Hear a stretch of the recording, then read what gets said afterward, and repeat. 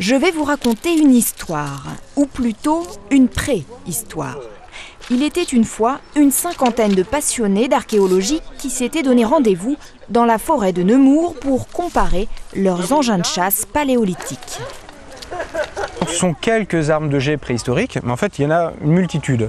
Donc ça va du simple bâton, le bâton de jet, donc c'est un boomerang qui ne revient pas, qui est fait pour tirer sur les oiseaux ou sur les lièvres par exemple. Ça c'est une réplique de couteau papou, donc généralement ils étaient faits en os de casoar, celui-ci est fait en os d'autruche, donc c'est un couteau qui accompagnait les chasseurs, surtout donc pour servir le gibier, c'est-à-dire donc l'achever.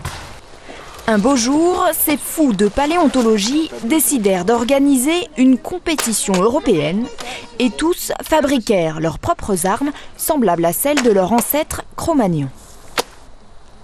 Les arcs préhistoriques sont entièrement réalisés en bois, les cordes sont en lin ou en matière animale, les flèches sont en bois, les pointes peuvent être en pierre, c'est des plumes naturelles. C'est uniquement des matériaux qui sont potentiellement utilisés durant la préhistoire. Mais quand l'Homo sapiens du XXIe siècle se frotte aux propulseurs utilisés il y a 20 000 ans pour chasser dans les plaines, c'est une autre histoire. Pas évident, mais je pense qu'avec de l'entraînement, on va finir par y arriver. Une fois qu'on a fait 2 ou 3 tirs, après on voit comment ça vient, quoi. Ça vient tout seul en fait. Un vrai homme préhistorique ?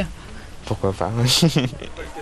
Si vous voulez connaître la suite de cette histoire vieille de 200 siècles, elle dure tout le week-end au musée de la préhistoire à Nemours.